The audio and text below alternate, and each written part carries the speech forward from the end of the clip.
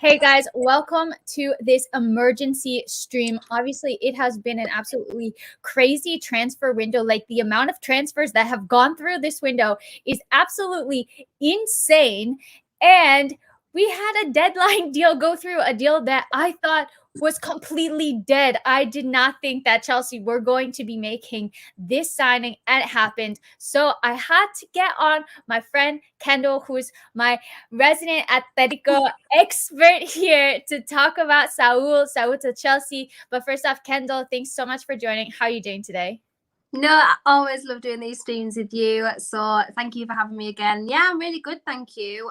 Like you, very shocked that this deal has gone through because I thought it was totally done with. I thought it was finished, but obviously it's gone through. I'm happy for him in terms of he wanted Premier League football for quite a few years now. That's always been on his agenda. So hopefully it's a good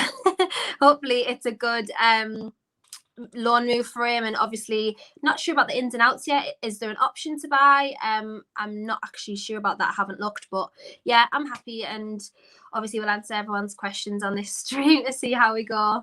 Yeah. So, guys, feel free to get through to ask any questions that you have. I have a couple prepared, but obviously we want to make this about you, what you want to know. So feel free to ask absolutely any question. We'll try to get to as many as possible. Right now, I think that it should be an option to buy. I'm not 100% sure. Nothing has come out yet. I know that Chelsea were fighting because Atleti wanted the obligation and Chelsea just wanted the option to buy. So I'm sure that we'll get all of those details. But I do want to ask you first, like, take us through maybe like an overview of the type of player that he is, his time at Atleti, what he's won, like just a general overview of the player.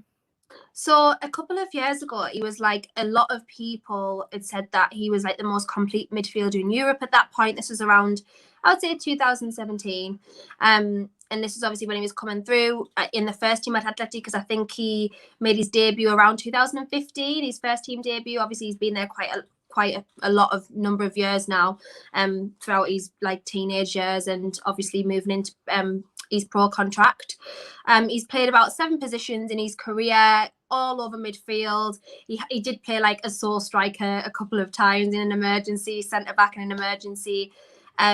More recently playing as like a left wing back under Simeone for some odd reason, but he's very much a utility midfielder, which is probably why Tuchel has gone for him, because I think Tuchel likes players who can play in, very versatile players, can play in various different positions, and he can utilise them to his best of his ability, basically. He's obviously had a couple of injury problems in the last few years, which is where people get mixed up with a decline in him, but it's not necessarily in his ability at all. I think it's just he hasn't had a solid position for the last couple of years, despite the fact I think he played around 30 games last season, but it didn't really seem like that because he just wasn't making the standout that he had in the previous years. He did have a ruptured kidney and actually had to play with an internal catheter for about a year and a half. I think that obviously would play on anyone's mind, but he makes a joke now and says he played better with it in, because it is out now. But yeah, I'm really glad that he's going to go somewhere where he's going to play at an elite level again, because I think he needs that. He needs the confidence boost, and it works both ways, because you obviously, if this goes well, you guys get a really good player for a year who will improve you, who will hopefully push you to the title, or another Champions League or whatever, and then you might have an option to buy at the end. And if that doesn't go through, you've still had him for that year. He's pushed you to that next level. Obviously he's not going to solely do that, but he's going to help the cause. And then if that goes well, we obviously get a fee from him at the end. And if not, we get an improved player who's had Premier League experience, which cannot go wrong. So yeah, I'm really, really glad for him. And just in terms of, tactical awareness, I'm not sure where Tuchel thinks about playing him. I'm not sure if it's going to be a midfield 3 or if he's just going to kind of, fit in here and there. But yeah, I think it's a good move for him. Yeah. I mean, as Chelsea fans, I think that we're all so excited to just sign, or like at least even if it's just for a Yeah. year, to have cover in that position, because N'Golo Kante is getting older and he's absolutely brilliant, but he cannot play every game. As we're seeing, he came off with an ankle injury against Liverpool. Now apparently he's still training with France. I don't know about that, but to have just 3 players to cover 2 starting roles is just not enough. So we definitely need that. We have a question from Vincent. He says, is he good enough that he gets a start ahead of Kante or Jorginho? I think that we're bringing him in as more of a squad player, but Kendall, Yeah. feel free to jump in here. But for me, I think the starting players are Kante, Jorginho. But like I said, Chelsea are in 4 competitions. There's going to be a lot of rotation. There's going to be a lot of games. So we need to rest players. Kante can't play every game. Jorginho can't play every game. So that's where Saul comes in, I think. What do you think, Kendall? Yeah, I think so as well. I don't think it's going to be a case of, every single week he is going to be one of the first names on the starting lineup. I just don't think that. This is why when the Chelsea interest first came about, I was a bit confused because I was like, I don't really understand where he fits in. However, probably a lot of Atleti fans feel like he should be starting. But obviously, you always have that issue of, a player adapting to the Premier League, because although I do think La Liga is probably the second most competitive league in Europe.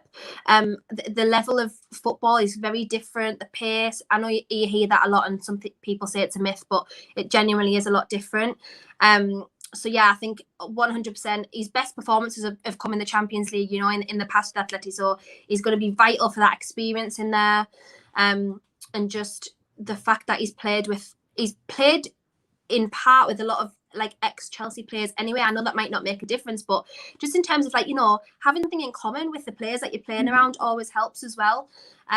So yeah, I don't think he's going to necessarily start over like Kante or Jorginho. He's going to bench one of them. I think he's going to come in, as you say, Ellie, like that bit part player where he's just going to come in for either one of them.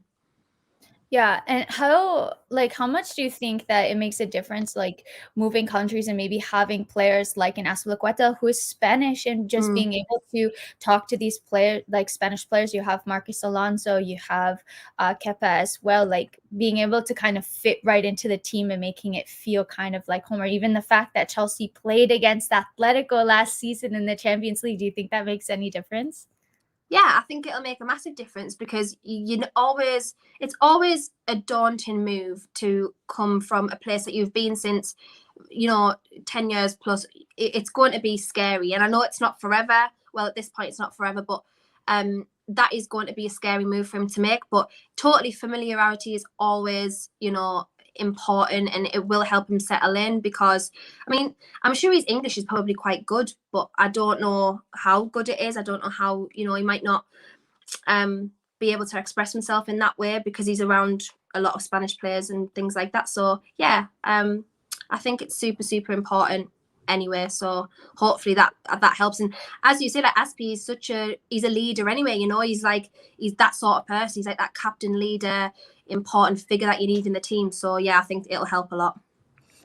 You guys know how much I love Aspie, so I could go on and on about him. I do want to get to some questions that we have. So I'm kind of just going like out of order, not necessarily any rhyme or reason to this. So maybe we end up repeating some things. But I do want to get to the questions that you asked. So TK asks, has Saul ever played as a sitting midfielder? We need to rest J5 at times. Yeah, absolutely. As I say, he's played roughly around 7 positions in his career, probably 4 positions across midfield, centre. He's played on the right flank, he's played on the left flank, and he's also played at the base. And he's kind of averaged about a 7 as a sitting midfielder across his career. I know that seems like you maybe want like a 9, but in general, in a Simeone system where we were defensive for quite a few years, that's quite good. So yeah, obviously Jorginho is such a massive part of Chelsea's squad. Maybe Ballon d'Or winner. We don't know that yet. But yeah, so he'll be perfect for that. He'll slot right in there. I know he's a number 8, really, primarily, but as I say, he's played pretty much across midfield, so he'll be fine anywhere, really. Yeah, I think like something to note from what you're saying is that it seems like he's a really versatile player, Yeah. and we've seen that the types of players that Tuchel likes and that he aims to target are versatile players. Yeah. That you're not just gonna have this player to play in one position. You're not just gonna play as a midfielder. Mason Mount plays literally all over the pitch as well. So I think that that's something that's really important that he's bringing into this side. What would you say are his main strengths? Like I was reading an article and I think I read that aerially he massively improves Chelsea Yeah. compared to what we have. N'Golo Kante, bless him, he's so short, but he still manages to win some aerial duels. But I think like that's particularly an area where maybe he could even win the ball back in dangerous areas aerially. What do you think? Yeah, aerially he's brilliant. His first touch is fantastic. The good thing about Saul is that his instinct is to drive forward. That's how he's always played, and that's sometimes maybe where there's been a little bit of miscommunication between him and Simeone, because Simeone likes to play systematic, pragmatic football, and it's not always, that last season was maybe a little bit of a difference where we saw obviously the introduction of a couple of new players with the likes of João Felix and Suarez and things like that. And he's great. His first touch is great. If he gets himself into a tricky situation, he's always the quickest initiative and the quickest way out of it. So when you're playing like the likes of Man City, who are really really good in midfield, Man United, who are maybe attack wise the best, he will always be that player who will get you out of that situation. And technically, I think he's really good. You've got a lot of technical players in Chelsea's squad, but he just adds to that depth of technicality. What I think Tuchel is really, really good at, really good at playing nice football with an end goal in mind. So, yeah, it'll be great. But as you said, 100%, one of his best attributes, or has been in recent years, is in the air. So, yeah, that'll be great improvement in midfield for you guys, 100%. Yeah, I'm getting more and more excited the more that we talk, because I'm just like, oh, thank God that we have him for this year. You're really amping him up. So we have a question from Joe Tweedy, guys. If you don't know Joe, follow him on Twitter. You probably do know him. He says Elliot's tweets. How do you pronounce his name properly? It's Saul. With an accent over the U. I double checked that with my Spanish husband beforehand to make sure that I was pronouncing it right. The last name seems really tricky. It's like Niguez, I think, if you're saying it in the Spanish pronunciation, but the last name is definitely trickier. So I would just say Saul, but Kendall, like Saul, right? Yeah, It's not Saul. Saul. It's not Saul. Perfect. Awesome. JNZ asks, what do you think are his strongest and weakest points? I think his strongest is the fact that he's very rarely caught out of position. As I've said, he's very his initiative with the ball and his ball carrying abilities are so good. I think in more recent years, his physicality's maybe been a downside, and he is he's not as much of a presence on the field, maybe physically, as other midfielders in the Premier League, and the likes of Paul Pogba and things like that. But the rest of it, his power, his pace, his technicality, and the fact that he is a ball carrying midfielder that's rarely caught out of position, offsets that a little bit. I mean, he's not by any means small or anything like that, and he's not like weak, but I think that's maybe a little bit of a downside.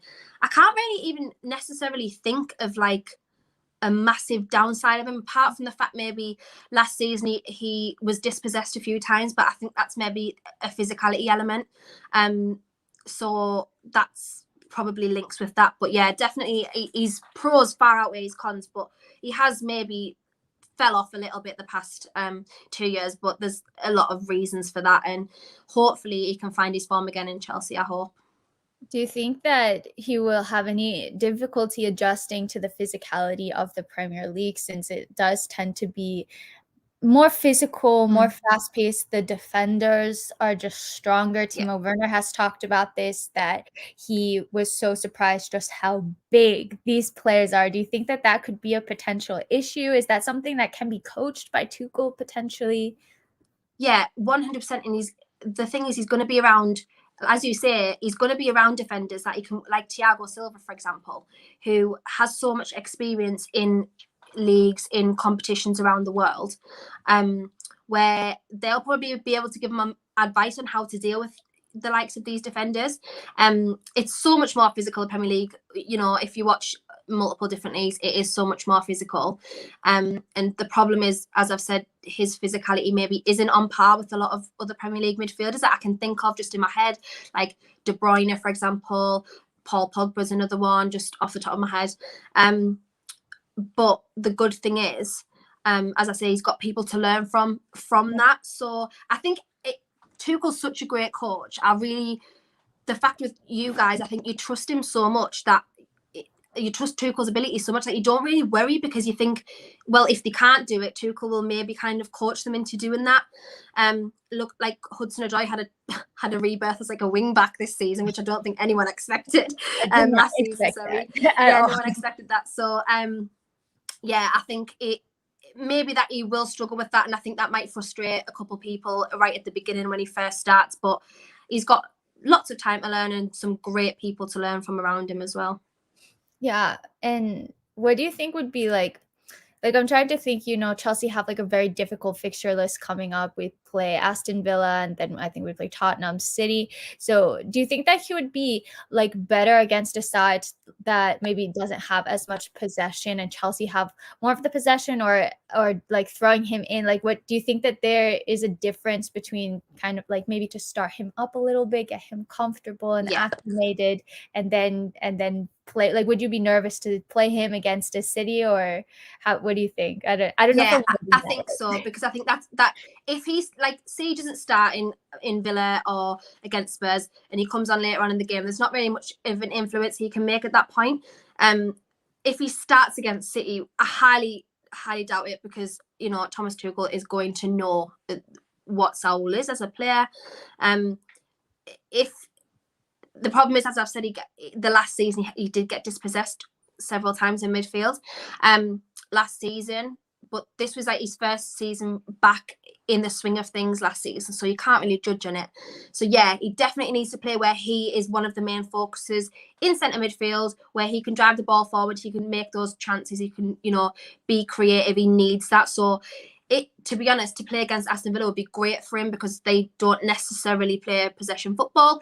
Same with Tottenham at the moment. They're kind of on the counter-attacking, intense counter-attack vibes at the moment. So that would be better, so that he can build his confidence, so that his players around him and the fans aren't frustrated instantly with him, because that's the last thing you want, because he's never going to settle in a team where people's frustrated with him instantly. So yeah, 100% Ellie, I think you're right on that, definitely. Yeah. And I think like just in general, like players need time. I've been saying this even for our own players, that we know how good they can be, but after the summer holidays, obviously it's going to take a while for players to get back up to match fitness. So we have an interesting question from Sam, and I'm going to kind of tweak it, because I don't know if you necessarily know like all the strengths and weaknesses of every single Chelsea midfield player, but I want to know kind of like the type of role that he played with the player who he played with or partnered with at Atletico, and if you think that he can find a similar partner here, if it's a Kante who's kind of like a destroyer, or if it's a Jorginho who kind of sets the pace of the game. Like, who do you think he'd be is most similar to who he played with at Atletico? Yeah, so obviously most recently it's been Koke, and Koke is more of a DM. That's where he's kind of played. He is a 6, but at the same time he has played in front of the back four for quite a while now. And prior to this, he was kind of in a pivot with Koke in the last couple of years. If you really want to call it a pivot, it didn't end up being that, but if that's what you want to look at. So maybe for defensive reasons, I would maybe go for Kante, just because they can probably offset each other. I think that Saul and Jorginho are they have similar attributes to them. They're not at all the same player, but I think they have similar attributes to them. As you say, dictate player from midfield, going forward. So I think probably Kante would be better. But as someone did mention prior, and obviously in the questions, they did think that he was going to replace Jorginho at some point. So that would make a lot more sense, I think. Yeah, and I feel like, no matter who he's partnered with. Like last season before Tuchel came in, I wasn't sure what Chelsea's best midfield partnership was. I was like, it could really be anybody because they all have their strengths and weaknesses. They all have their good games and bad games, and I'm not really sure which is the best. And now Tuchel has come in and completely revolutionized this side, and now I don't really have a favorite partnership. I think if you pick a starting 11, it's going to be Kante and Jorginho, but Kovacic is still really strong. And I think that it's going to be, down to Tuchel to maybe coach him and have him be comfortable with whoever his partner is. I think like he's done this with so many other players, with players on the outskirts, like the Alonso remontada as well. Like it's just absolutely insane. So I really think that no matter who he's paired with, like no matter where he comes in, like Tuchel is such a strong coach that he's going to be able to get the best out of him and give him the instructions that he'll need to succeed in these games. And at the end of the day, Chelsea needed a midfielder. We really, really needed it. So it's a good move for Chelsea. Just a couple more questions. Flash PM asks, how is his goal scoring capability? I have absolutely no idea. I guess we don't really need him for goals. We have Lukaku for that, but can he score like a one-off or not really known for it? He has scored quite a few times amongst his career. I wouldn't necessarily put him up there as, one of the top contributors to goals or anything like that. But I mean, assist-wise, he's always going to be one of the names you look for because, as I say, he's a ball-carrying midfielder.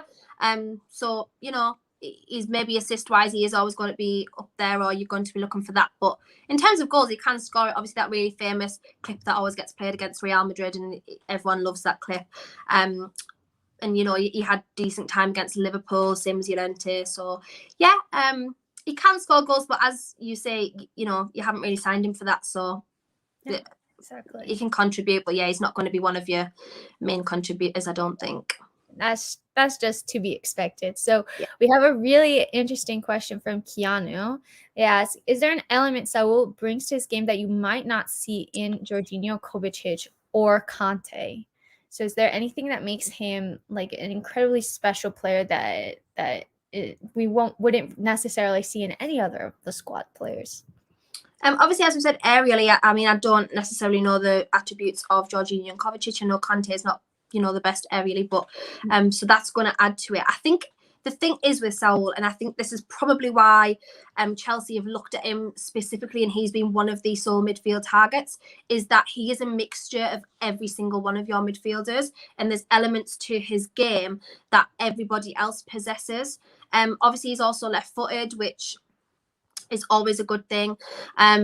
So yeah, as I say, there's not necessarily something that stands out for me where I think nobody else possesses in your team necessarily on midfield, but he's just like a mixture of the really decent sides of the midfielders together. So that's why he plays so many different positions, and that's why he is a mixture of all of these positions, because he has played so differently. He's got so much experience. So that is probably the best thing about him, the fact that he has played so many different positions, because he can just slot in anywhere really, in an emergency, in an injury situation, or just as a substitute. So yeah, that's the best part about him. He's just a utility midfielder, and he is so versatile. Yeah, that's so good to know. And guys, if you're looking for even more comparison between Saul and our current players, my friend Jay McIntosh or McIntosh, I don't know how to pronounce his name. I'm such a bad friend. But my friend Jay wrote an article for Football London on this, and he compared their stats, and you can see like his heading ability is miles above what we currently have in midfield. The progressive passing not as much, but it's true that Chelsea are more progressive team than Atleti are, so that's just to be expected. But it was a really, really great article. So if you're looking for something more in-depth, more technical with numbers, stats to back it up, definitely go check that out. Jakob, yes, he did sign for Chelsea. Fabrizio confirmed it. I saw in the comments a little bit earlier that it's going to be 5 million loan with a 35 million option to buy. I haven't read that on Twitter myself yet, but I would just check out like Fabrizio. I'm sure Chelsea will be confirming it soon. Tyrese asked, do you think he's peaked, or could he develop and go to another level? I think this is something that a lot of a lot of people might be a little bit worried about, if they're worried about anything, given his last year or two in La Liga. Yeah. What do you think? It's to be expected that people are worried, because I think he has declined from where he was expected to be. I can't remember, there was a really famous player now, like a really famous Spanish player, who said that he kind of expected, about 3 or 4 years ago, that he kind of expected Saul to be his not predecessor, successor. I couldn't think of the name. To be his successor. I cannot think of who it was now. I don't know if it was Xavi or someone like that. Anyways, it was someone like that, and they kind of expected him to be his successor. Between 2016, 2018, he was kind of on that trajectory to be that. But obviously, as I say, the injuries, the fact that Simeone plays systematic football with not really much space for individual brilliance has kind of hampered him a little bit. And the fact that also the midfielders in recent years at Atleti have been quite a high level. I don't think he's finished by any means. I don't think this is, like a downward spiral from here.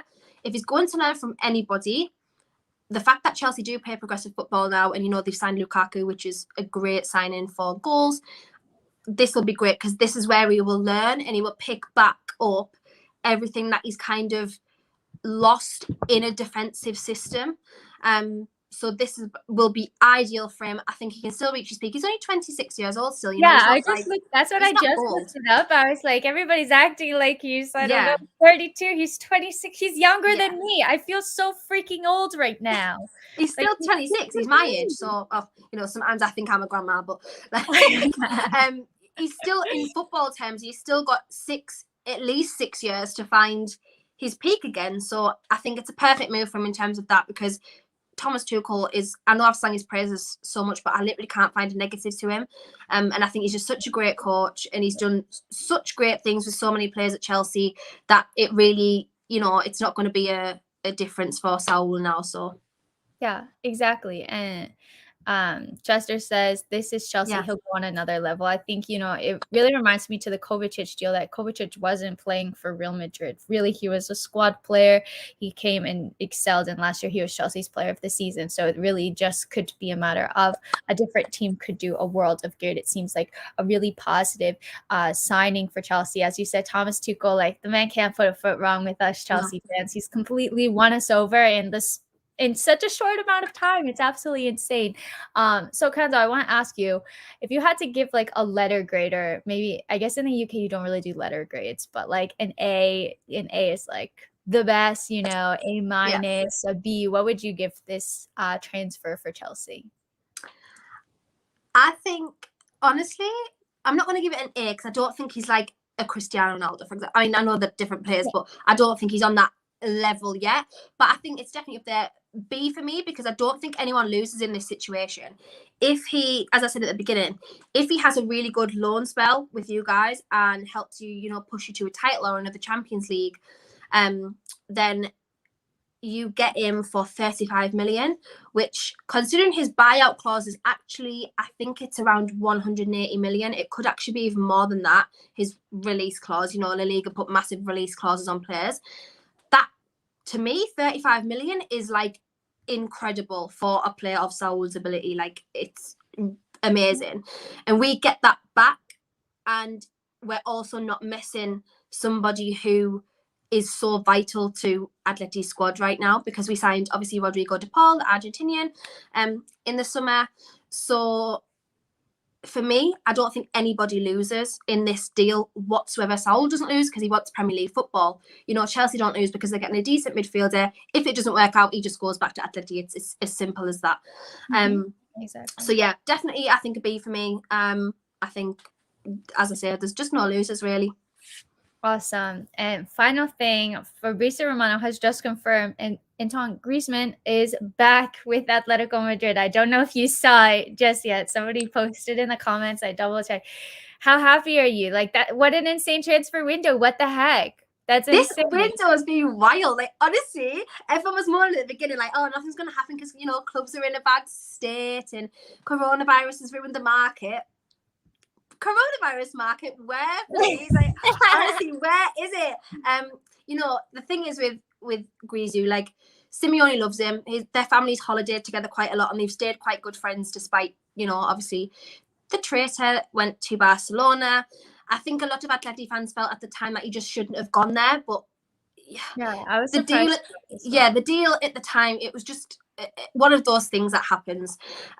He's obviously got a lot to make up for with the fans, I think, because during that deal and then during his Barcelona years, he's kind of got this ego. I think it's just with playing around the players that he plays with, and the kind of swag that comes with playing for Barcelona. Maybe that's gone down in the last few years, but since he's gone, so he's obviously got a lot of making up to do. But it's just so good for everybody. People in the squad like Koke and Jimenez and Hermoso, who have played with him in the past, Correa, are just going to love the fact that he's back. Suarez, who's played with him at Barcelona, they're just going to fit together again like glue. It's just, honestly, I cannot explain like how this might just excel us even that little bit further now. Because it's just like coming back home, basically. It literally is like coming back home. So there's not really anyone, failing in this deal as well. But I actually can't believe it, to be honest. I'm really shocked. I was shocked at the beginning of the summer when it was an idea, and we were kind of pushing it then, and Barcelona were point blank saying nope, not happening.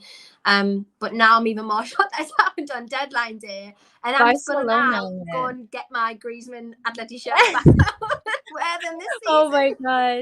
Yeah, right now it's a loan with an option to buy for 40 mil, but I assume probably gonna end up buying him. I mean, why Barcelona. Simeone loves him. Honestly, Diego Simeone loves Antoine Griezmann. Like, in fact, I think he was probably the most upset when he went initially. So yeah, the fact that he's back, and it's just gonna, revitalize the whole team again. So I think it's really good. You guys are defending the title as well, so it's just like even more excitement. Now Real Madrid haven't managed to sign Mbappe. I was kind of getting a bit concerned with that, because I was like, oh god, like this is just this is just going to go bad, and he's just going to score loads, and you always get that little bit of negativity. But the fact that they haven't signed him, I'm kind of like, yeah, this could be could be good. I'm confident, which is unusual. Yeah, I don't know. I feel like Barcelona have just been selling all of their main players, and Real Madrid offered like 220 million, I think, for Mbappe, and it still got rejected. Like, I don't know what PSG are doing. But yeah, I don't understand that situation is. I just don't get it. There must be something. They either must be expecting to win the Champions League and their league this year, and then to keep him, extend his contract. That's all I can think, because why, to me, you would refuse 220 million, especially in this market, when he goes on a free next, like, it's just insane. I just don't understand. There must be some, method to the madness, basically, because I can't honestly understand why else they would do that. I have no idea. I mean, if they don't win the Champions League this year, it's just insane with the talent that they have. Needs to be thinking about his life, to be honest, because if you don't win the Champions League, or at least the league, because let's be honest, he didn't win the league last year. If you don't win at least the league with that team, I mean, they were winning it like every single year. It's insane. Yeah, Neymar, Mbappe, Messi. They just signed Hakimi, Donnarumma as well. I feel like they made other signings that I've just Ramos. Yes, Ramos as well. Like, crazy. Insane, absolutely insane. So if PSG don't win the Champions League, like if they don't get extremely far, if they're not in that final, I'm going to be extremely surprised with the team that they have built. Thank you, Sam, for your really nice comment, guys. I really hope that you enjoyed this stream. Make sure to hit the like button so other people can find my channel. We'll definitely have Kendall back on for Newcastle whenever we play them. Make sure to follow Kendall. I'll get rid of this so you can see her at. I never know how to point it. No. I always point the wrong way. No, wait, what? This way? Okay. Yeah. I always point the wrong way. I'm always like, yeah, I can't get it. But make sure to follow her as well. Make sure to put her at in the description box below as well. Make sure to subscribe to my channel, because we're super close to getting 10K on here, which is absolutely insane. So sub, guys. Kendall, thank you so much for joining. Any last words? Thank you for having me. Honestly, I always love these streams, and I really hope that this works out for Saul, because I get to watch him every week still, which is great. And honestly, I think it would be very hard to find an Atleti fan who doesn't rate him very highly. So that's always a good thing. So yeah, hopefully it's good. But I don't think Chelsea Newcastle is going to be as good as that, as excited. I'm honestly dreading the rest of this year. I really am dreading I feel like we always have a hard time against Newcastle. I don't know why. Like, I really dread this game. Everyone says we're the bogey team. Like, honestly, so many people I've spoken to, like Man United fans say it, Chelsea fans say it, Man City fans say it, like, oh, Newcastle are a bogey team. Honestly, we're our own bogey team this year, because I don't honestly think we're going to get any points. I'm starting to actually worry about it. But, you know, as long as we have Atleti, we're doing good signings. That's the good thing about following two clubs, guys. Even though I do, Newcastle's like loves of my life, but the fact that I can actually find joy from football elsewhere is a godsend. Is a real godsend right now. Honestly, trust me. Oh my God, that's too much. That's too much. And yeah, you know, I can't say much because as Chelsea fans, I'm on top of the world right now. But I don't want to rub it in too much. But you know, I think you guys have a really great chance at La Liga again to defend the title, see the run in the Champions League, and yeah, Chelsea, we're going to be going for that title as well in the Premier League. So, Kendall, thank you so much again for joining, especially last minute, guys. So incredibly nice. You dropped everything to come on this stream, which is just so thoughtful. Thank you so much. Always. No problem. Okay, guys, I hope that you enjoyed this. And yeah, let's see if there's any more crazy transfers coming up. If there's in the next few hours, I don't know, who knows what's going to happen. But guys, thank you for watching, thank you for taking the time, and yeah, until next time, I'm out.